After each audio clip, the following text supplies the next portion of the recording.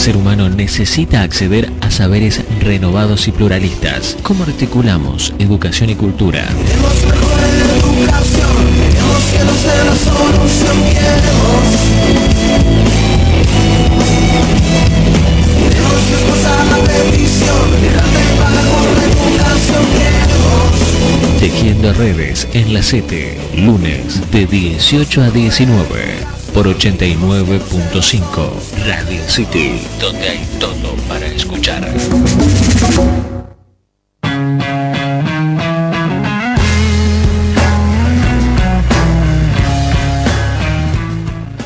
Buenas tardes, amigos, queridos oyentes del programa Tejiendo Redes en la City. Justamente hoy estamos en un programa para escuchar a ciudadanos de Río Cuarto que tienen que ver con diferentes actividades culturales. Estamos con la presencia de Daniel Guerrero y la señora Alicia de Perrota, quienes pertenecen al Centro Tradicionalista de Patria y Tradición, a Tierra y Tradición. Es una asociación que difunde costumbres criollas y que han tenido, ¿no es cierto?, mucho que ver justamente con actividades muy importantes en nuestra ciudad. Bueno, buenas tardes a ustedes, a los presentes, a los que nos están oyendo nuevamente, bienvenidos al programa. Y vamos a empezar del señor Daniel Guerrero.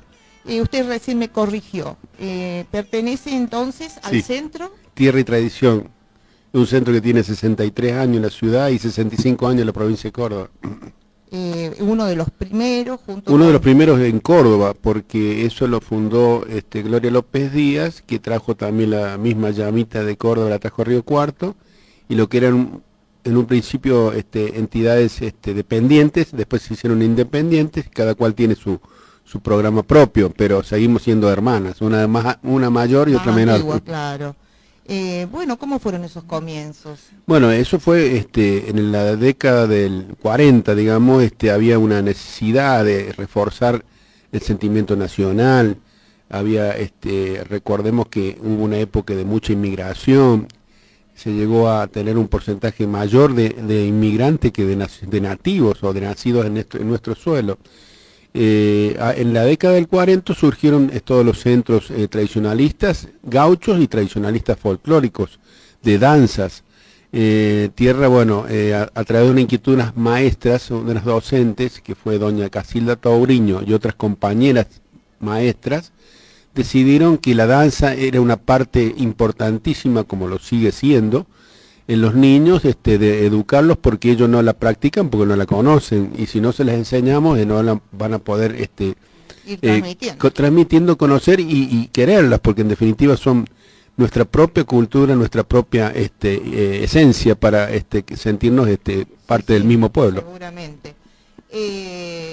Cuéntanos cómo surge la fiesta del gaucho que hacen en Río Cuarto. ¿Cómo es? Claro, estamos justamente en esta semana que se realiza todos los años la fiesta del gaucho, que fue un origen puramente de cumpleaños. ¿Por qué digo esto? Porque cuando se cumplieron los 200 años de la ciudad, el intendente de aquel entonces nos convocó a los dos centros más antiguos, más importantes, bueno, en definitiva son los que tienen personería, que son, claro, son instituciones. Lo que hay es muchas son grupos o descubiertas de gente, academias que son privadas, o grupos gauchos que no tienen institucionalidad.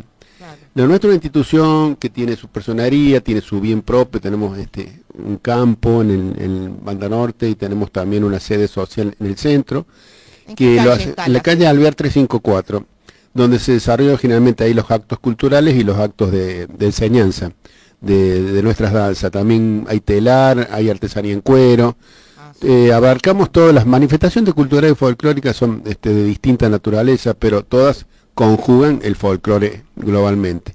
Y te decía que el intendente nos convoca a Gauchos de San Martín y a Tierra y Tradición para que, ¿qué podemos hacer para el cumpleaños de la ciudad, 200 años? Entonces, bueno, vamos a hacer un encuentro nacional, invitando a gauchos desde Salta hasta Ushuaia. Y así lo hicimos, Ese fue, no sobrepasó porque juntamos realmente casi 10.000 personas en el Jockey Club, con el apoyo del Jockey Club. Tal fue el entusiasmo y la gente que se sumó, que el mismo Jockey Club le cobraba a los burreros un porcentaje de la entrada que iban en el hipódromo para colaborar con la fiesta, el centro comercial, la sociedad de bomberos voluntarios. Se hizo una comisión, claro, porque era impulsada por aquel entonces el doctor Abella, que es muy amante del folclore, le gusta mucho, incluso ha montado a caballo con nosotros. Sí, les gusta mucho la música criolla. Sí, incluso canta y le gusta, bueno, entonces él le ocurrió que eso tenía que ser dentro de la programación del año. Entonces lo hicimos en agosto. Claro. Después lo hicimos correr por el frío de agosto, ¿no? Y ahora el frío de septiembre, ahora no sé, gracias a Dios no sabemos dónde está el frío. Pero nació en ese momento como una inquietud de cumpleaños, y bueno, convocamos y vinieron salteños, jujeños de Buenos Aires, tucumanos, y promovíamos, sobre todo porque la municipalidad estaba en ese festejo. Y el otro año nos quedamos, nos vemos el año que viene, y bueno, ya se empezó. ¿Qué número es? Esta ya es la número del 86, hasta la 29, calculo. Claro. O sea que a 29 años que se hace la fiesta, se hace últimamente siempre la sociedad rural, con las complicaciones propias del movimiento de caballos, que ahora es mucho más complejo. Antes circulaban los caballos sin necesidad de tanto trámite de sanidad. Ahora todos los caballos necesitan un DNI prácticamente, que es el libre anemia. Complica un poco, ¿no? Claro. Y sobre todo pero vienen la posibilidad, así como los festivales que uno tropillas ve. No, la tropilla en esta zona se ha desplazado, sobre todo porque no hay trabajo con Hacienda, hay muy poco trabajo con Hacienda. Entonces la vaca se ha trasladado un poco a las zonas más marginales, que antes eran no marginales y ahora son productos para la vaca, San Luis, digamos, Santiago del Estero. Entonces esos lugares son los que sin embargo, hay algunos lugares puede decir que hay algunas tropillas. Acá en Río Cuarto, lamentablemente no, pero se mantiene la costumbre, a pesar de que el gaucho no trabaja con la vaca en este momento, el tradicionalismo, porque el tradicionalista costumbrista es aquel que sigue practicando las costumbres del campo, aún vive en la ciudad, porque muchas veces viviendo en la ciudad somos más tradicionalistas que un gaucho que un paisano que trabaja en el campo y que no practica la tradición. La tradición es toda la expresión. Claro.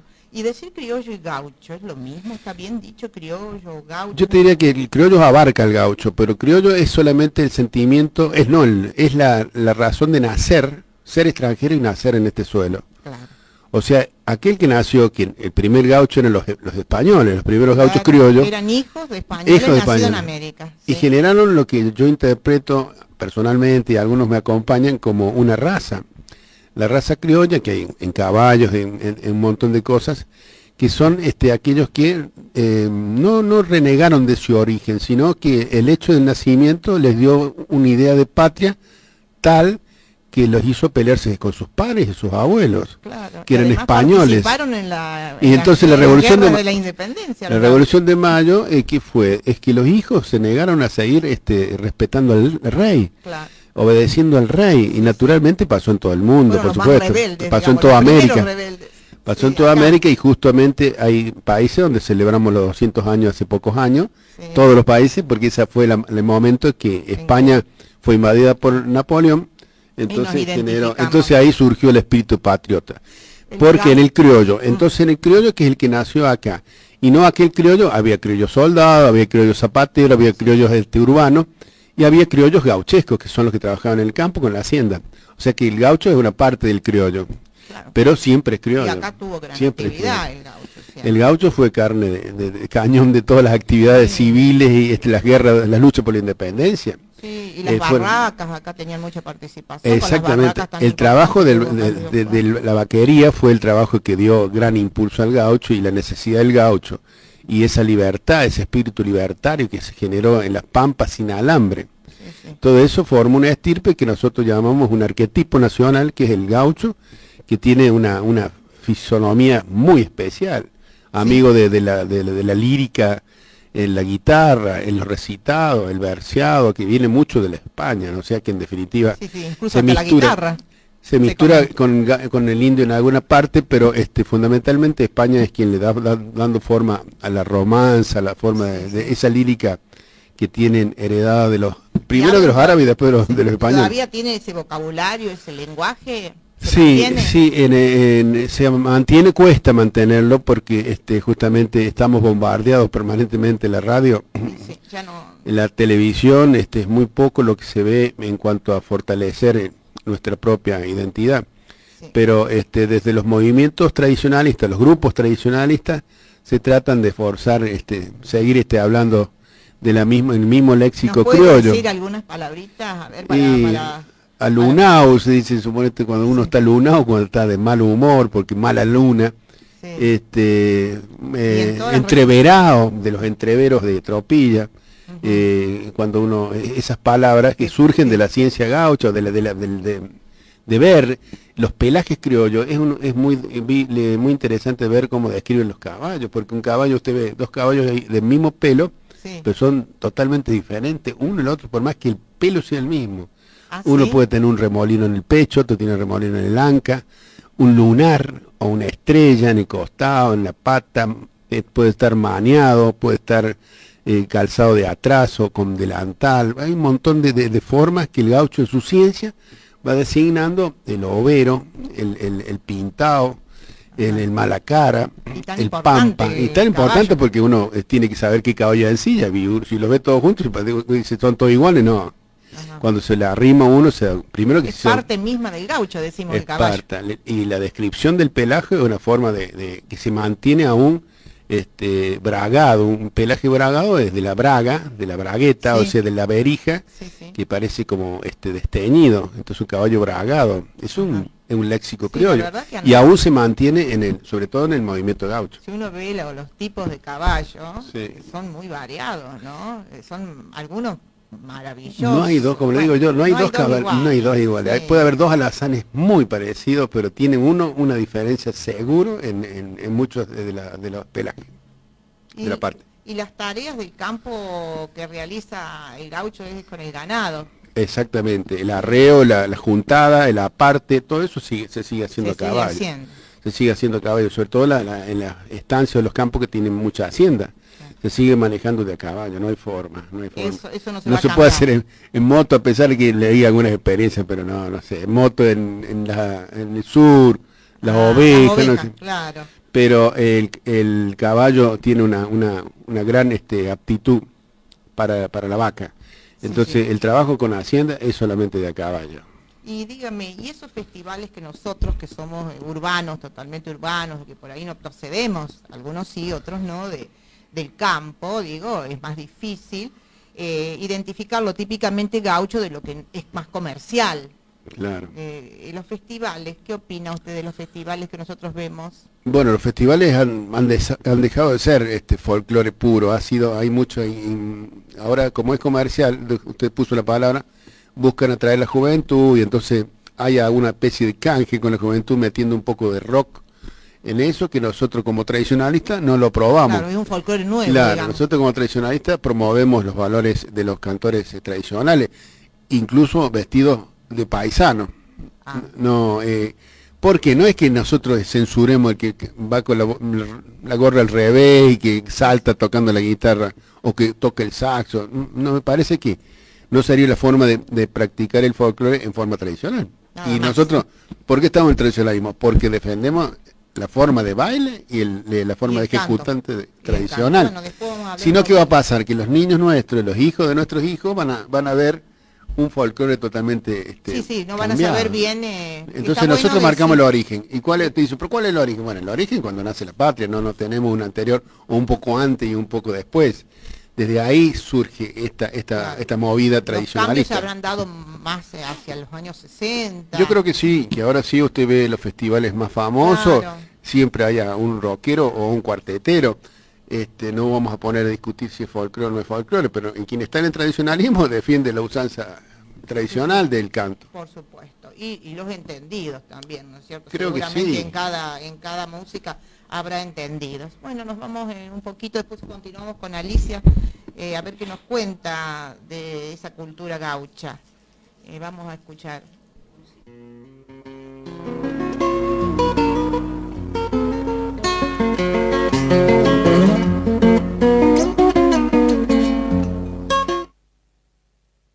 seguimos con el programa.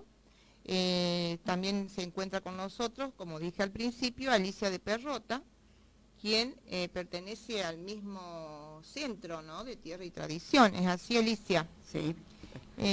Bueno, sabemos que la vestimenta del hombre gaucho y de la mujer paisana fue cambiando. ¿Nos puede contar algo sobre eso? Sí, fueron cambiando según el tiempo y el ámbito social. Partiendo del año 1800 tenemos distintos periodos, tanto en los salones sociales como en la zona rural. Así, en los salones sociales de 1810 a 1820 teníamos en la mujer los modelos Imperio o Josefina, que los describo como talle bajo del busto, falda larga, mangas cortas abullonadas, escarpines de seda forrada con la misma tela del zapato, sujetos por cintas o tobilleras. En este periodo tenemos el hombre.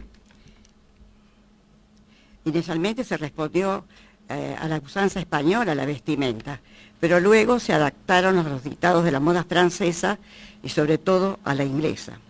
En 1820, en el hombre tenemos el frac, camisa blanca con volados de puntilla en los puños llamados llorones, chaleco de terciopelo, chaqueta de paño oscuro, jabot con puntillas, pantalón claro largo con tirapié, puesto sobre las botas. A partir de 1830, el pantalón ancho comenzó a usarse con tiradores y se reemplaza el jabot por el corbatín, pañuelo anudado al cuello en forma de corbata. Ya en el periodo comprendido 1830-1850, los talles bajan a la cintura, ajustados por el corsé, escotes amplios y marcas muy importantes, faldas amplias armadas por varias enaguas, peinados recogidos y adornados con peinetones de carey, medias de muselinas blancas, zapatos tacos bajos o escarpines. Dicho estilo perduró hasta poco después de 1850. Lentamente las mangas y el escote se fueron reduciendo. Fue cambiando en esa época. Ese fue el periodo romántico, cuando empieza el estilo. Nos vamos luego al periodo de Miriñaque, que va de 1856 a 1875. Se reemplazan las enaguas por las crinolinas, que eran tela áspera de algodón o crin, llamada en España mendriñaque, que ahí viene el nombre de Miriñaque. Consistía en un armazón con aros metálicos que formaban como una jaula de acero, donde se podían desplazar sin el estorbo de las múltiples enaguas que llevaban, que eran muy engorrosos. El talle era la cintura y la falda muy amplia, larga hasta el piso. En ese tiempo todavía sigue el mismo en el hombre y la misma indumentaria, no ha habido cambios. Pasamos luego de 1875 a 1880. Ese se llama el periodo del polizón. Desaparece el miriñaque. El vuelo se lleva atrás para darle más gracia, se coloca el polizón. Esta era una pieza que iba aparte de la vestimenta y sobresalía por detrás. En el hombre hay cambios. Ahí empieza el cambio en el hombre. Nos acercamos un poquito más al micrófono. El proceso de renovación en la sociedad se refleja en la indumentaria. Elegantes rioplatenses del año 1880 llevan saco cruzado con solapas y puño de raso negro, corbata de cera, el sombrero bombín que reemplaza a la galera. Y como complemento llevan el bastón. ¿Y eso a qué se habrá debido, esos cambios, Alicia? ¿Usted qué porque piensa? iba, lógicamente, lo que pasa ahora, se va modernizando todo. Ya no se podía llevar esos trajes tan engorrosos. Y tan costosos también. Costosos también. Claro. Costosos también. Se habrá ido adecuando. Pero la moda venía sobre todo de Francia y de Inglaterra. De la mujer venía de Francia y del hombre de Inglaterra. Se adoptaba todo lo que venía de allá. Todo era bien recibido. Otro modelo también era el ambo, ya aparece el traje como ahora. El ambo, saco y pantalón y corbatín. Pero se sigue usando el bombír, como sombrero el bombír. ¿Y los colores eran fuertes o eran claros? No. En el hombre, dice usted, no, eran a rayas. Venía, el traje de 1880 ya venía se vislumbraba el que están usando actualmente. Es muy similar. El hombre no cambió. Con corte inglés. No hubo tanta diferencia. Las mujeres Sí, las sí. mujeres mucha diferencia. Y bueno, tenemos luego en el nuevo siglo. En el nuevo siglo, acá de la mujer, que viene a ser, no, primero tenemos la década del 90 antes del nuevo siglo. Sí. Hacia el año 1892 desaparece el polizón, ¿no? Ajá. Se eclipsó llevándose los drapeados de las faldas, todas esas faldas drapeadas se las lleva. Y están, vienen las piezas cortadas en paños y desaparecen las abundantes enaguas que había. Queda una sola que acompaña el ajuste de la misma. Se usan los cuellos subidos y las mangas tipo bombé agullonadas. ¿Y las telas de qué habrán sido, Alicia? Las décadas, las telas, Sí. bueno, en las telas venía, en la década, sobre todo la siguiente, la década del 90, es donde yo les voy a informar lo Sí. que llevaban las mujeres. Sí. Cambian las telas. Son o sea, más livianitas. Bueno, en el verano eran llevadas esas telas livianas, las mujeres Sí. llevaban mucho la gasa, esa transparente, Sí. de colores claros, esas al Ajá. comienzo, después se fueron cambiando los colores. Y tenemos también la década del 90 fue un periodo de cambios de Sí, valores. de modernidad. Sí. La sociedad de moldes rígidos que teníamos Sí, sí. comienza a resquebrajarse y allí es donde surge un gran desconocido, el ¿Qué señor es? tango. Ah, claro. Surge justamente ahí. Y hoy día usted vio que el tango Sí. en todo el mundo se Nos ha identifica, impuesto de forma sí, tremenda, sí. pero ahí recién aparece. Luego tenemos el nuevo siglo, empieza el nuevo siglo. Comprende el periodo entre principios de siglos y la Primera Guerra Mundial. Tiempo de gran ostentación y extravagancia, lo que usted me estaba preguntando recién. Sí, sí. Hay pasión por el encaje y el terciopelo. Ajá. Las que no podían comprarse el encaje porque era muy caro, hacían con el traje, con el ganchillo, el crochet, que también se usa, También se usaba. se está usando en estos Y en momentos. Usted ve estos que momentos, sí. la moda, la Sí, moda vuelve, se ¿no? recicla. La moda se Sí, recicla, dicen. sí, justamente vuelve.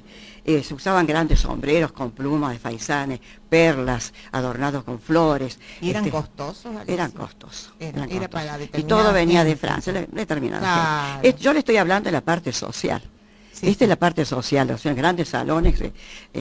Después vamos a ir a la otra parte, la rural, que es completamente distinta. Hay Sí, sí. diferencia, ¿no? Claro. También en esto yo quiero también comentarle algo, Sí. que en el año 1912, Sí. 1907, aparece el traje de novia, porque no se Ajá. usaba hasta entonces, y era de color negro, Oh, algo que muchos ignoran. sí, sí. Pero Pero nos- sabemos ver fotos, y Sí. con colores oscuros. Justamente sí. nosotros hemos hecho una exposición de todo esto que yo le he comentado, Sí. exponiendo los trajes. Y cuando hicimos un desfile, la gente mayor nos comentaba, ay sí, mi mamá se casó así, Sí, de sí, traje sí, no. sí. Hay muchas familias que tienen. Bueno, y el origen del color negro es porque la reina Victoria de Inglaterra, al fallecer su esposo, su consorte, el príncipe Alberto, Sí. ella promete vestirse siempre de negro. Ah, era como luto. Era luto. Se viste de luto toda su vida. Entonces ¿Qué- pasó a ser moda. ¿Qué pasa? Como la moda venía de Inglaterra al continente americano, lo tiene que adoptar. Y lógicamente pasa también el traje de novia. Mire Y sobre usted. eso también- No sabía, no, Sí, nunca eso se no- me había ocurrido. Muchos no lo Que pod- conocen y cuando la exposición nuestra, la verdad que preguntaban qué es lo que pasaba con ¿Por esto. qué era negro? Y hay una anécdota de un presidente que fue de la Argentina, Sí. el doctor Marcelo Torcuato de Alvear, Sí, sí. que se casa con una soprano Sí. portuguesa, Sí, Regina sí. Pacini. Sí, sí. Ella luce un traje negro Sí, es cierto. con los azares blancos. Entonces ya se perfilaba el blanco para imponerse en el traje de novia. Eso pasa, pero en la Argentina recién viene en el año 1920. Y en el año 1924 aparecen los trajes cortos, porque hasta entonces no lucían las piernas. Eran muy escotadas, impúdicas en la parte de arriba, pero de abajo siempre seguía tapado. Siempre tapado. Bueno, vamos a continuar dentro de un rato. Ahora vamos a escuchar un poquito de música.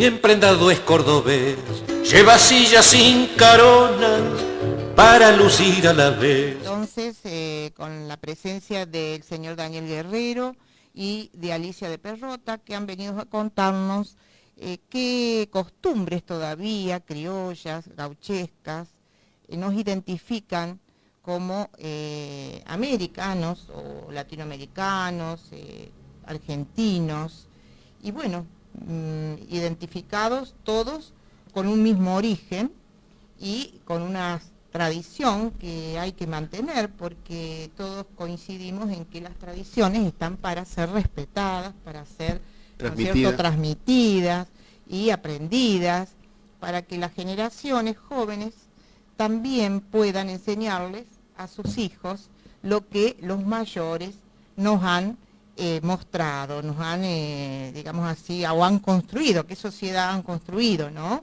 Qué identificación, que es tan importante hoy día, para que los jóvenes puedan tener cierto respeto por lo que se ha hecho. Daniel nos ha contado las tareas del gaucho, las costumbres, seguramente para poder instruirse un poco más sobre aquel que quiera hacerlo, ¿no? Sobre estas costumbres. Hay autores, ¿no es cierto? Que lo describen muy bien, claro. Sí, habría que a lo mejor informar a alguno. ¿Qué ha leído usted, Bueno, Daniel? nosotros hay 3 bibliografías básicas en el costumbrismo criollo, que son, primero, la Biblia gaucha, que es el Martín Fierro. El Martín Fierro. Martín Fierro es la primera lectura, incluso, gracias a Dios, las maestras la toman como referencia, y los chicos leen el Martín Fierro, como también el Quijote, que también la obra, una de las obras máximas de poesía española. Entonces, en el criollismo es insuperable. La obra de Martín Fierro es insuperable, porque cada versículo es un hallazgo, cada verso, cada frase, y la originalidad de la forma, él eligió no la décima, sino la sextilla, que son 6 versos por verso, 6 versículos, cada frase, y que tiene unos matices increíbles, no sé, y tantos que tuvo que escribir una segunda parte, tuvo una saga, digamos, Martín Fierro, y dije recién 3 libros. Otro sería La Guerra Gaucha, de Leopoldo Lugones, que también describe también la participación los primeros escuadrones gauchos fueron los gauchos de Güemes. Entonces, él lo relata muy bien desde su forma, y también un poeta de primer nivel. Y Ricardo Guiraldes con su Don Segundo Sombra. Esos 3 libros me parece son básicos. ¿Eso está en las bibliotecas? Está. Para la gente a veces grande que quiere leer, quiere hacer algo y no sabe. Digo, sí. Empezar a recordar. O releerlo, porque si lo leyeron, reléanlo, porque realmente cada edad le da un matiz diferente. Pero no con eso me quedo muy corto, hay mucho más. El otro día presentaron, también canalizado por Tire Tradición, el libro Todos Somos Gauchos, que es un autor actual, que tiene una revista, se llama El Tradicional, que es Raúl Finucci. Y también es de Buenos Aires, la provincia de Buenos Aires. Se llama Todos Somos Gauchos. Está en librería, lo compramos acá. Pero hay un montón. Alicia recién hablaba de la vestimenta de Asunzao, que es un montevideano, un portugués, un uruguayo. Sí. El apellido es portugués, pero es un gran escritor sobre la temática gaucha, sobre todo los atuendos. Pero recién me olvidaba omitir otro más. De esos 3 para mí son fundamentales. Sí. Después está el Santos Vega, de Eduardo Gutiérrez. Un montón de bibliografía en tierra. Hay una biblioteca que también todos estos libros están en tierra. Están El Payador, de Lugones. Está Enseñanzas del Estanciero, de Juan Manuel de Rosa. Hay una iconografía de 1860, que más testimonial que eso, que es una foto, ahí no tiene carga espiritual de la palabra. Se ve la foto del gaucho de 1860 a 1930, de Paladino Jiménez. y muchos versos también, tenemos actuales también escritores gauchistas o costumbristas de contemporáneos, pero Sí, sí. ¿Son de todos de la provincia de Buenos Aires, generalmente los grandes escritores? No, son de hay matices, sí. Santiago del Estero vino uno que presentó hablaba sobre el violín de Sisto Palavecino. Ah. Muy interesante, o sea, hay en este momento para hacer, sí, incluso ahora que para estamos en la Feria buscar. del Gaucho, ¿no? Si ahora en la Feria del Libro, Sí, supongo que en la Feria del Libro que empieza mañana, sí, sí. es interesante porque hay editoriales que tienen esta literatura actual, o sea, ediciones actuales de lectura costumbrista. Y las verdaderas costumbres gauchescas todavía se come, se baila. Yo creo que sí, dijiste una recita. palabra, sí, se recita de la misma manera, o sea, los versos se siguen cantando con la misma intensidad de la época, o sea que el Martín Fierro es un referente del 1870 al 2014. Eso de cuando yo era chica y me acuerdo que bailaban y se hacía la relación. Se sigue haciendo, se sigue. Por supuesto en los espectáculos, creo yo. Uno no puede decir va a un baile cualquiera y se baila un gato en la chacarera, lamentablemente no. En Chile sí se ve que bailan la cueca chilena como baile nacional, pero acá no vemos que pare un baile y diga vamos, ahora bailamos todo un gato, no. Pero se sigue haciendo los cuadros, que creo yo que hacemos nosotros todos los años en el teatro y las academias de Río Cuarto hacen su exhibición, ahí sí, y la forma más antigua de bailar el gato es con relaciones, o sea, se para y si cada cual son tanto relaciones como picarescas, sí, románticas, de declaración, y muchas de esas relaciones también se hacen en el Pericón. Sí, también. Seguimos entonces en el programa Tejiendo Redes, en la City, en Radio City, 89.5 de la ciudad de Río Cuarto. Estamos hablando de las costumbres criollas, de las costumbres gauchescas, que nos identifican como argentinos, latinoamericanos, hijos de la patria grande, que también decimos, ¿no? Con esa Latinoamérica que tuvo un mismo origen. Alicia, estaba hablando recién usted de la vestimenta de salón, era, ¿no? Sí, razón fue y ahora, salones. ¿cuál nos tocaría ver la vestimenta del hombre y de la mujer paisana En la zona rural? rural, en De la la zona zona rural, rural. sí. ¿Cómo se vestía? También en la zona rural, que es la región donde prevalece el gaucho y su compañera, se destaca distintos periodos, donde por supuesto la vestimenta cambia. Según el tiempo y el lugar, así vemos, de 1800 a 1840, es el periodo del ciclo emancipador o de la patria vieja. Ahí la vestimenta tenemos el gaucho, con botas de potro de medio pie, calzoncillos con flecos, calzón, chaleco, el pañuelo serenero y el panza de burro. ¿Cómo es? El panza de burro se sacaba de la panza del burro.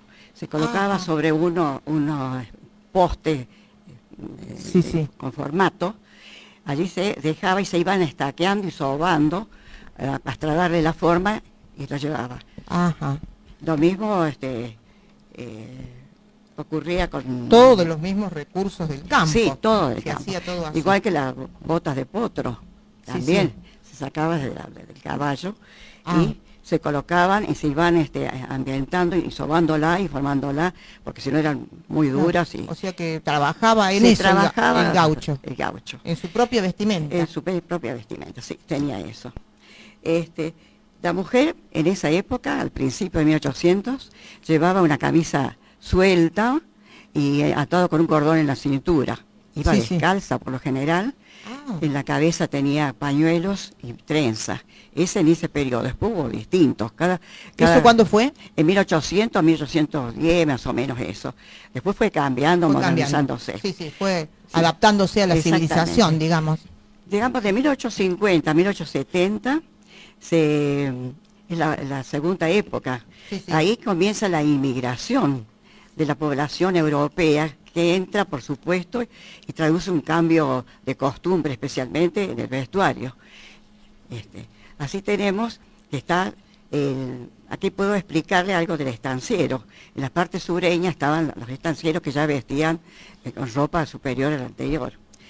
Sí. Un estanciero llevaba un sombrero negro, siempre camisa blanca. Ya sí, se podía identificar quién era, Ya era, digamos, sí, el patrón, sí, por la vestimenta. Con la vestimenta.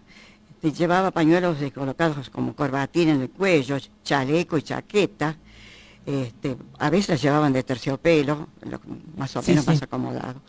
Poncho al hombro, faja o ceñidor de colores, rastra de cuero, chiripá, pampa o liso, calzoncillos cribados y botas de potro cerradas, ya no eran las abiertas que llevaban los anteriores. Ajá, ¿sí? No.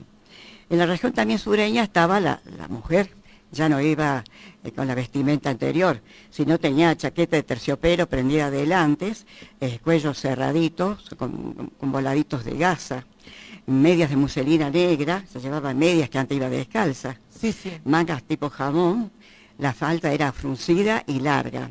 Los colores a veces eran parecidos, o si no, la chaqueta de un color y la falda de otro.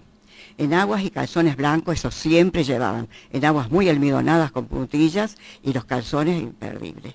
Zapatos negros de taco bajo. Y eso cuando ustedes hacen esas escenas en el teatro, respetan toda esta época. Sí, estrictamente. Tierra y Tradición se caracteriza por ser tradicional, o sea, respetar todo lo tradicional. Claro, o sea que esto es minucioso, con detalles, se presenta. Exactamente. Claro. Cada danza que se presenta, de la región que se presenta, con la ropa y en los años que también porque eran cambia, típicos. depende del año. Y tenemos luego el periodo que alcanza de 1880 a 1920, que ya después de 1920 cambia muy poco. Cambia muy poco la indumentaria. Es el fin de los caudillos rurales, termina el caudillaje. El comienzo de la industria, de los ingresos de los gringos a los campos en forma masiva, ingresa más la gente. La transfiguración del gaucho en compadrito, paisano, orillero o matrero. Claro.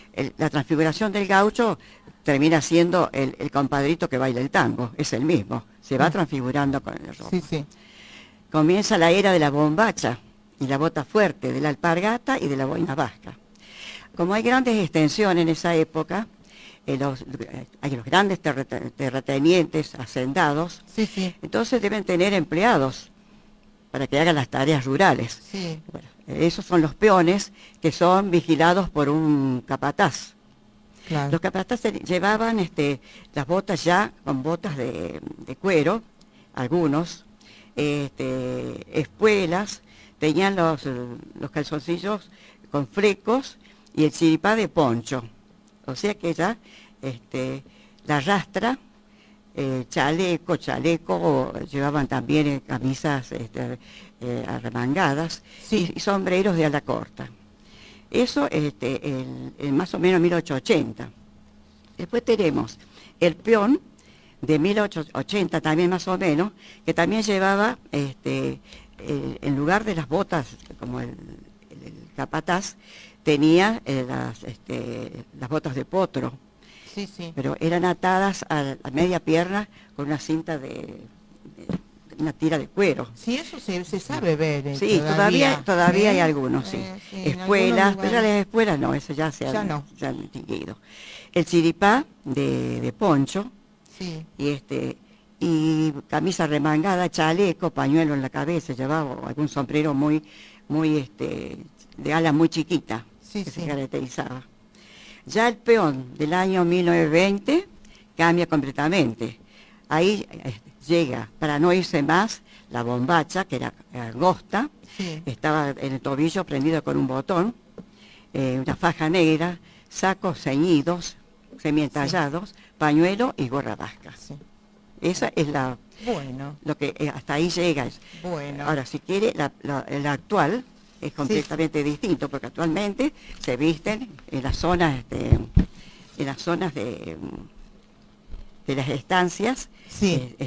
Yo podría describirle como ser un paisano salteño, para que vea cómo actualmente. En general son parecidos, pero tenemos el sombrero de fieltro negro, con copa baja y alas muy anchas. En cambio, de las regiones centrales, los sombreros son de alas chicas. Esa es una de las pocas diferencias. Lleva chaqueta abotonada adelante y larga hasta debajo de la cintura. bombacha de la misma tela en colores beige y blanco. Ambos colores llevan también un trabajo de nido de abejas. Eso lo habrán visto ustedes se puede ver, sí, se puede ver. Camisa de algodón, faja tejida, tirador con rastro y adornado con monedas. Pañuelo tipo corbatín puesto por adentro del cuello de la camisa, a veces con bordados e iniciales. Poncho al hombro de color carmín en 2 bandas, negro o poncho azul o negro. Bastante costoso todo eso. No, visten bien, claro, muy bien. Sí. Usted lo habrá visto. Es muy elegante el gaucho, Los pocos cantores que... Es coqueto, elegante. Pero los pocos cantores que ahora suben en el escenario se visten de gaucho, porque la mayoría ya ha tomado lo moderno. Por ejemplo, el chaqueño lleva prácticamente esta vestimenta. Ajá. Uno de los pocos que está. Sí, todavía es más tradicionalista. ¿Y qué? Y si le preguntamos a Daniel... yo sé que se escuchaba muchas veces decir en las casas de nuestra familia que se jugaba la taba, el pato. Esos son juegos todavía que son... Se practican, criollos. sobre todo el pato, sí. El pato se está, no con la popularidad que tiene, a pesar de ser un deporte nacional, y que nació primero con un pato. Se revoleó un pato y se corrían en toda la furia, quizás estaban todo el día corriendo para arrebatárselo a un grupo, un bando con otro, que después se transformó en una pelota con manija, con asas, que se juega, pero es un juego que tiene que tener bastantes caballos, porque se cambia, se muda caballo en cada cuarto, y que hay que tener repuesto, entonces un deporte caro, y trasladar a las competencias también es caro. O sea que hay un grupo, pero conozco varios jugadores que están en actividad en Río Cuarto, ¿todavía? Sí, están en actividad. ¿Y cuándo se hacen? Se hacen permanentemente, durante todo el año se hacen los juegos de pato, también la paleteada, que se hace con un novillo y se le lleva apretándolo contra un arco. Eso también hay un juego que se mantiene. La taba no con la misma habitualidad que antes, pero sí se sigue, que es el hueso astrágalo de la vaca, que se le pone una chapa dorada o bronceada de un lado y una chapa plateada del otro. Se juega por plata. Se juega por plata. Nosotros sabemos hacer exhibiciones, pero no por plata, para que los extranjeros que pasan por nuestro campo, que tenemos un campo, jugamos al sapo también, que es un sapo, el sapo es un sapo de bronce que va en una mesa, y se le tira para embocar en la boca, que es un juego, digamos, contemporáneo, porque es de este siglo, pero sí basado en un juego indígena, que era embocar al sapo, embocar a la rana, que decían ellos en los quichua, los incas decían. La influencia. Y lo que me decía el truco, otro juego de naipe, que vienen del naipe español, que el gaucho le dio una forma, un juego diferente, que con la seña es muy gracioso, porque es un bien criollo, o sea que de naipes importados se inventó un juego auténticamente criollo. Yo creo que eso todavía se mantiene también y lo juegan los jóvenes. Exactamente. Por lo menos y lo que nosotros queremos hacer un poco, cerrando el concepto, es mantener los valores del juego, de costumbrismo, sobre todo los valores que no deben perderse. Yo siempre digo que lo que pretende el tradicional no es conservadorismo ni mucho menos, es solamente son los valores permanentes. ¿Cuáles son los valores permanentes? El afecto por los viejos, el valor familiar que sea, el valor del respeto por la familia, el valor de la palabra. El amor al caballo. El amor al caballo, el instrumento del gaucho. El sellar un trato con un apretón de manos, el valor de la palabra en el sentido de si yo digo que voy, todos esos valores no se han dejado de practicar. Y si no se practican, hay que tratar de volver a ellos, porque son los valores que hacen la importancia de la unidad comunitaria, vivir en comunidad. O este disvalor que a veces en algunos lugares se mantiene hacia el gaucho. ¿Vio que por ahí a veces hay cierto prejuicio? Sí, puede ser, pero ¿De dónde viene eso de vago? Y porque la habilidad en aquel, claro, eso ha cambiado mucho. Ahora estamos hablando de grupos tradicionalistas que son los que más aplauden los desfiles, porque si usted va a algún paseo criollo, va a ver que la gente se desvive cuando pasan los chicos y los Sí, muchachos vestidos de paisano Sí, con sí, su sí. caballo, se aplaude mucho, se valora y se recuerda a aquel gaucho que fue el forjador de la patria. Pero quizá era mal interpretado el hecho de que la habilidad del gaucho era puramente de a caballo. Claro. Un gaucho, Ahora- si se baja del caballo era poco lo que podía hacer. Gaucho con la pala no. Estaba el no hacía nada. vaquiano. Para eso estaban los gringos, decían los gringos Sí, que sí. vinieron a trabajar complementar la el trabajo y a trabajar Sí, la sí, tierra. Por eso Hizo había el esa... arriero también, ¿no? Claro, hubo muchas actividades, pero Acá en Río Cuarto, las Sí, tropas acá. de Corva, acá sí, acá había arrieros, y había vaquianos también. los El, vaquianos de la conquista del desierto. ¿no? Claro, el vaquiano, hay un vaquiano de acá de la zona de Paso del Durazno, que se llamaba Camilo Arias, fue Sí, sí. vaquiano Que lo nombra Mansis. Mayol. Claro, Y también Mayol lo sabía. sí, en la excursión de a los Sí, indios sí, sí. ranqueles creo que fue Y un... también Centeno. Centeno también escribió. ¿no es cierto? También costumbres gauchas. Claro. Él habla del vaquiano y habla de Cristóbal Báez. Mira ¿no? vos. Dice que fue un guerrero de la campaña del desierto y fue el que mató al indio blanco. ¿no? Claro, bueno, ¿quiénes son los vaquianos? Los que conocían el terreno. Claro, ellos Entonces no podían hacer nada si cuando no venían las llevaban- tropas de Buenos Aires, ¿a quién buscaba? Búsquenlo al vaquiano Báez o al vaquiano Claro. Arias, que él lo va a llevar. Claro, Y después está el arriero, que es el que se usa para arriar la hacienda, que Claro. es otra actividad que no tiene nada que ver con la vaquiana, que puede complementarse con el vaquiano que le va guiando dónde tiene que llevar la hacienda. Pero son todas actividades puramente que se siguen practicando, pero quizás no con la misma intensidad por el cambio del trabajo en la tierra. Y Que la... esos gauchos, bueno, también menciona antes de terminar, Centeno, que no me quiero olvidar de don José Martínez también. Parece ser que era un gaucho de aquellas épocas, del 1900 y pico, que también dice que conservaba las costumbres gauchescas. Había trabajado, parece ser, en la estancia La Igualdad. Claro, que es la estancia pegadita acá. Sí, Antes había sido don Alejandro Roca. claro, todos esos paisanos lamentablemente ya no están en existencia. Nosotros Claro. tuvimos la suerte de mantener un propio dentro del grupo que era un paisano criado en el campo, porque en definitiva ahora muy pocos quedan los criados en el campo. Que se integren, no hay mucho, porque en definitiva ha cambiado el sistema de producción. Y sí. Se ha desplazado ganadería claro, hacia otra se ha zona. desplazado, entonces el uso del caballo hace que no haya tantos vaquianos en las tareas rurales. Claro. Pero se sigue manteniendo gracias a algunas estancias que mantienen la crianza de vacas y algunos centros tradicionalistas que son los que practican y que tratan de promover y transmitir esto a las nuevas generaciones. También nombra a Andrés Busto, un tropero, dice, ¿no? En el libro que escribe justamente Rodolfo Centeno sobre vocaciones históricas de Río Cuarto. Yo le cuento, nosotros hacemos marchas evocativas y no nombra nadie ahí a Zurdo Suárez. Zurdo Suárez era llevaba la correspondencia de San Fernando a Santa Catalina, que eran 2 estaciones que había, y iba de a caballo, se hacía 100 kilómetros diarios para llevar la correspondencia.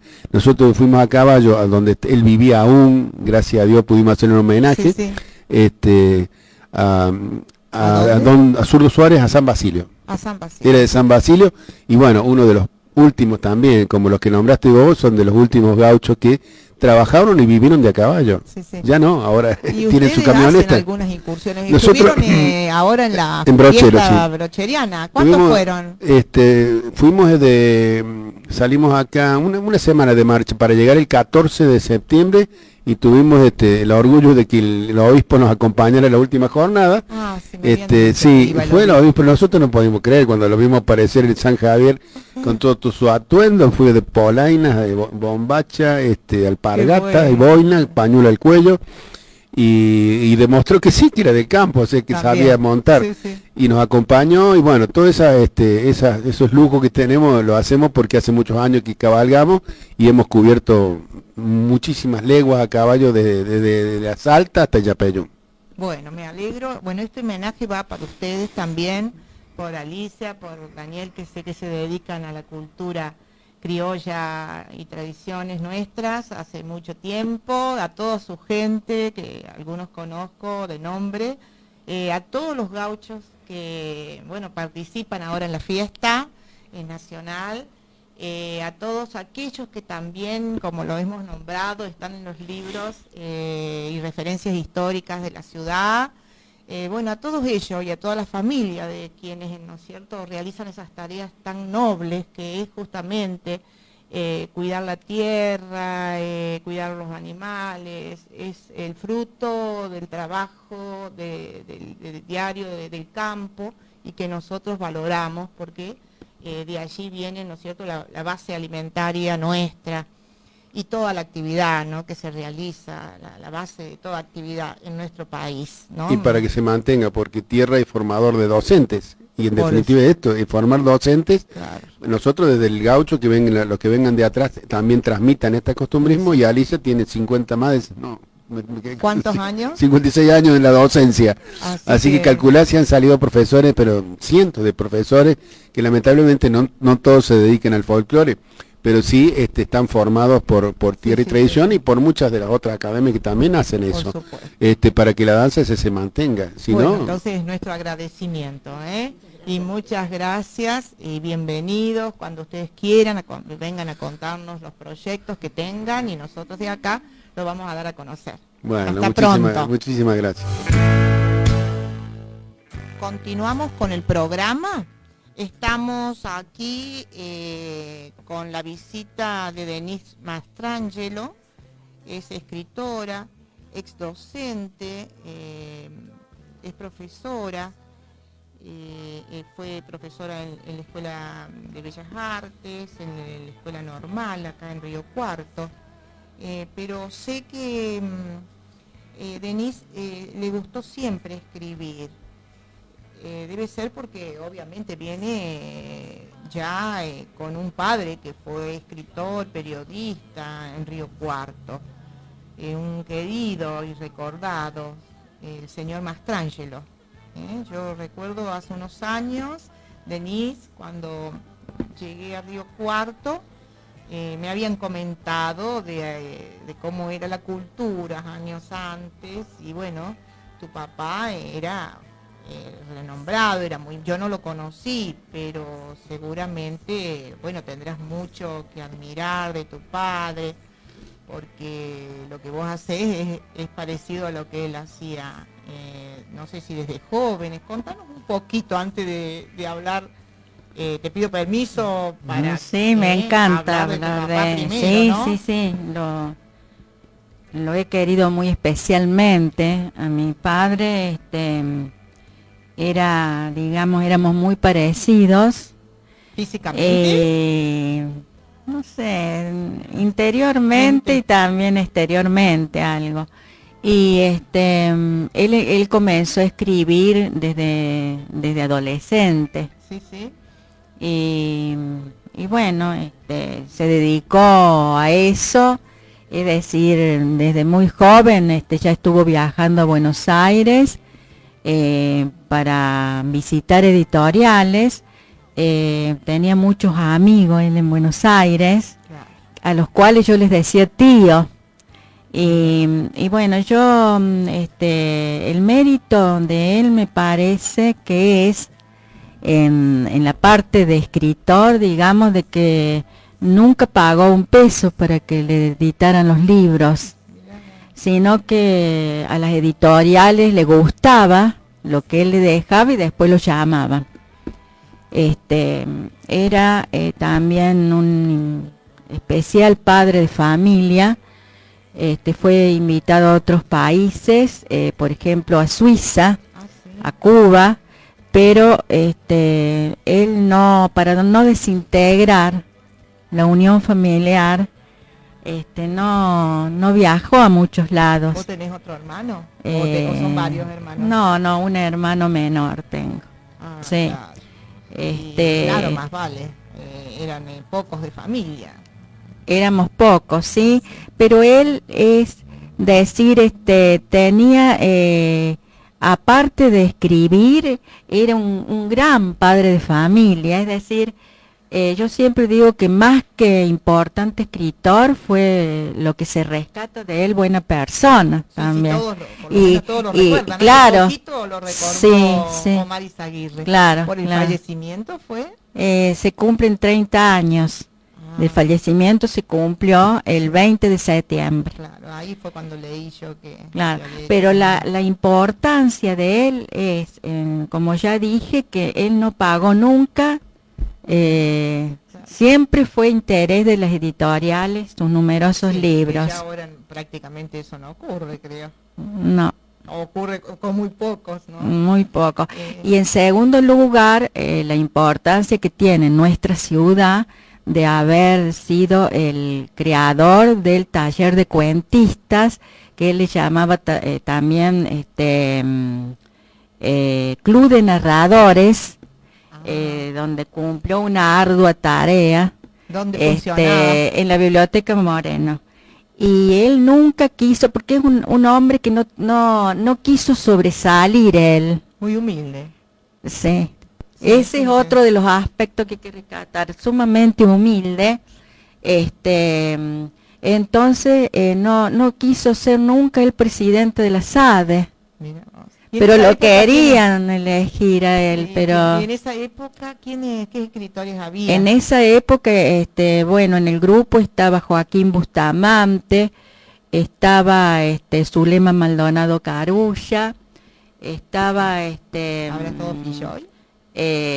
sí, Filloy también, y Solibellas, Juan Floriani, bueno, eran como mi familia. Mirá Entonces, Se reunían. claro, se Y reunían. vos estabas ahí entre medio. Claro, En la reunión. había una conferencia o alguna reunión o algo, alguna cena también, después de la presentación de algún libro, y él me llevaba a mí, así que yo desde chiquita, al principio me aburría, pero después de empezó- poquito fui ingresando en ese ambiente. ¿Y él te conoció de escritora? ¿O ya cuando falleció? Mi papá, Sí. sí, Ah, yo él a los leía 6 años empecé a escribir. Oh. Pero siempre se mantuvo, es decir, me dejó libre Ujú. en eso, ¿no? Y Que pensara y escribiera lo que vos sí, y querías. que hiciera lo que quisiera. Y curiosamente, un par de días antes de morir, él Sí, me dice, Denis, ¿por qué no mandas algún concurso? sí, Entonces él mismo tomó una de mis poemas, sí, sí. lo puso en un sobre y me escribió él la dirección del concurso. Y yo digo, qué raro que él haga esto, porque siempre me dejó que caminara sola. Sí, Es decir, no quiso influir él Sí, en nada en mí para que escribiera. Ahí Yo te das me cuenta dejó de- en plena libertad, Sí, sí. pero bueno, curiosamente sucedió eso. Qué grandeza, Sí, ¿no? Porque sí. dejar así, que sin Sí. influirte, es de una gran grandeza de parte del padre o de una madre, porque no es fácil. No, No es fácil. no es Vos sos fácil, mamá como yo y no es sabemos- fácil, pero él era así. Sí, sí. Bueno, ¿Y vos qué escribís? ¿Tenés muchas obras escritas? bueno, yo empecé a escribir desde niña poemas, los escribía, los recitaba. A los 13 años publiqué en el diario El Pueblo, en la página literaria, que creo que ya estaba a cargo de Dichocho, un Sí, poeta sí, también otro de Río también, Cuarto. Y bueno, después empecé a escribir ahí.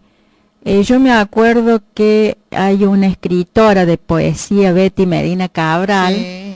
que me acuerdo que una amiga de ella me dio un poema a mí para ver qué me parecía y para que lo publicaran en el diario. Entonces como que Tenés también cierto reconocimiento. esta escritora, claro, es como que también uno Betty se tenía va que ver con abriendo Floriani. las puertas, ¿eh? ¿Tenía que ver con Floriani, Betty? No, No.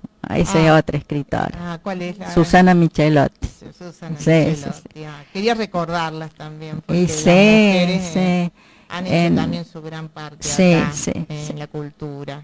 y sí, Grandes artistas tenemos, ¿eh? grandes Siempre poetas. Siempre mencionarlas, hay que tenerlas Sí. siempre digamos, para que la gente, porque si no nos vamos olvidando. Y sí, Y tenemos esa obligación, ¿no? Y bueno, perdón, aparte de los poemas, después me dediqué a escribir novelas y algunos cuentos también. Sí. Y bueno, ¿y recibiste algún premio? No soy, sí he recibido el premio a la excelencia 2002 en cultura, el premio mención al mérito de la Escuela Libero Pierini, por lo que escribía. ¿Y cuál fue tu obra más No, leída? no participo mucho en concursos porque no sé, me parece que Bueno, es tu muy claro, una posición es que una vos forma de tomás. pensar, Sí, sí. y que mucha gente puede estar de acuerdo, obviamente. Claro. Pero está bueno que muestres tu obra, Denise, porque también la gente tiene que conocer al que escribe. Claro. Y sí. Porque una forma de compartir tu conocimiento, tus sentimientos, lo que pensás, y es como que estás también dándole algo a las futuras generaciones. Yo podría estar en casa también. Claro. Porque como vos compartí una actividad que... No, la muestro, pero también tengo eso de herencia de mi padre, de querer, como les decía a un grupo de escritores que me invitaron ahora 2 meses, me parece que es el libro el que tiene que buscar al lector y a hablar, no uno, ni la cara de uno, ni la imagen de uno. Entonces el tiempo dirá. Pero viste que a veces nosotros nos olvidamos, vivimos una vida tan rápida que no vemos lo que tenemos que ver o lo que tenemos que escuchar. De ahí también un poco sirve este tipo de cosas, ¿no? De ferias, de programas. Y a veces uno tiene que trabajar mucho, aunque la docencia me encantó y me gusta, entonces no queda todo el tiempo para escribir. No. Entonces Cuando es muy sos docente, difícil, muy difícil en los papeles, todo. No tenés mucha libertad. Ama de casa, madre, docente. ¿Cómo recibieron tus hijos esto? Bueno, tuya. Mis hijos me apoyan, aunque yo siempre digo que nunca mezclé la parte literaria con la parte de mamá. Pero deben estar muy orgullosos. Sí, ya me han dicho que también están orgullosos por la nueva novela que voy a presentar. Bueno, quería preguntarte de la Feria del Libro, ¿no? ¿Cuándo comienza? ¿Comienza mañana? La feria comienza mañana a las 9 de la mañana y sigue hasta el domingo inclusive, hasta las 22. A mí me han invitado un grupo a participar en el Salón Blanco el día sábado a las 18 y después, aparte de eso, presento la novela el día viernes a las 21. Primero está la presentación de la novela, entonces. Así es, en la carpa Juan Politano, de la Feria del Libro, que está ubicada en la Plaza Rock. Bueno, y ahí vamos a estar, entonces es el 11 de octubre a las 21 horas. Sí. Y dice que la novela se llama Barcelona a las 10. ¿Qué tipo de novela es? Si podés decirnos algo. Bueno, para decirlo así muy brevemente, es una novela de suspenso. Está, digamos, narrada partes en España, en Barcelona, parte en Achuela, en San Miguel del Fay, en San Feliu de Codines y partes acá en la Argentina, en Buenos Aires y en una ciudad más pequeña. La protagonista viajó por distintos lugares. Por esos lugares ha estado la protagonista y que se dedica al teatro, trabaja en teatro. Ay, qué bueno. Y bueno, puntos tiene varios temas dentro de la novela. Porque así como mi padre también creó el metacuento, que bueno, falleció, él inventó eso, falleció al poco tiempo, es como que dice que hay personajes adentro de otro personaje y adentro del mismo cuento, es decir, cosas adentro. Entonces acá también no es lineal, no es una historia lineal, sino que está lo que piensa la protagonista, hay mundos surreales. Es decir, para demostrar más cómo es la realidad, porque la realidad no es que yo estoy acá y hablo, yo estoy aquí, vos me preguntas, yo hablo, yo cuento, están pasando otras cosas, están pasando muchas cosas alrededor. Claro, entonces así como en la pintura se da el surrealismo, también en la escritura se da que el escritor debe tener en cuenta todos sus aspectos. Y hay surrealismo permanentemente en nuestras vidas. Eso es lo que quiero yo traducir a través de las novelas, y no es muy fácil, ¿eh? Es decir, traducir lo que uno va haciendo como en la realidad uno hace, piensa, quiere o recibe simpatía o da. Todo eso es al mismo tiempo, instantáneamente. Y se puede entender bien, o sea, la persona que lee, digo, no es para entendidos nada más. No me gusta escribir para entendidos, no. Bien, cualquier persona la puede entender. Cualquier persona, tanto es así que elegí a 2 personas jóvenes, porque generalmente presentan personas mayores, o de mi edad, digo yo. Bueno, es más grande todavía.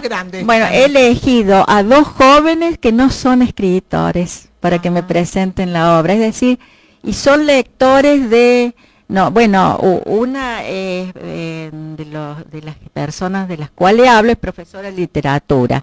Qué bien. No sé si leerá muchas novelas, pero no son escritores, es la primera vez que van a presentar un libro. Claro, la primera vez. Pero yo lo hice así adrede, al propósito. A propósito. Sí. ¿Y los temas que te gustan escribir son estos, así son surrealistas, mezclar? Y me gusta escribir sobre la vida, y como vos dijiste, vos te digo, la vida es así. Claro, es así. La vida no es lineal. No, uno piensa que es así, pero... No, uno por ahí, al escribir, cuando uno es principiante... Sí, lo hace lineal, pero la vida no es así. No. Felizmente, digo, pues si no sería muy aburrido. Exactamente, sería muy aburrido, y siempre el tren caminaría por el mismo riel. Exacto. Y nos pareceríamos mucho los seres humanos. Claro. Denis, ¿vos querés agregar algo? ¿Algo me faltó de preguntarte? ¿Quisieras comentar algo? Quería comentar del grupo SER, que... vos sos del grupo SER. Sí, es un grupo del cual formo parte y me he integrado hace poco, es decir, hace poco, cuando se creó el grupo. Sí, que hace unos meses. Hace unos meses, y bueno, el presidente es Héctor Furcade, que bueno, poeta, ¿no? Este grupo ha corrido. Porque realmente tiene una energía y una vitalidad. Sí, eso noto, yo no lo conozco mucho, pero sí. Claro, noto así. Y aparte es como que contiene efectivamente, que a veces es lo que necesita mucho el escritor, porque siempre los escritores somos muy emocionalmente sensibles. Realmente entonces, el artista es así. Claro, entonces desde aquí quiero agradecer a todos mis compañeros y amigos del grupo. De tu parte. Bueno, saludos. Muchas gracias a vos por este espacio. Para mí es un honor tenerte a vos, y por de dónde venís, y por conocer, lo que haces, y haber pertenecido, ¿no es cierto?, a la docencia, a la Escuela de Bellas Artes, a la Escuela Normal, ¿no? Gente que trabaja tan bien y que hace tanto esfuerzo por la educación. Así que bueno, te agradezco mucho. Igualmente, muchísimas gracias. Chao.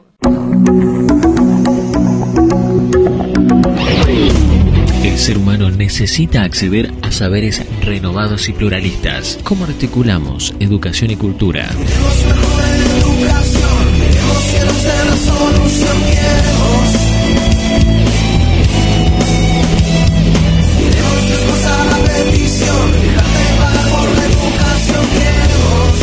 Tejiendo redes en la 7, lunes de 18 a 19 por 89.5 Radio City, donde hay todo para escuchar.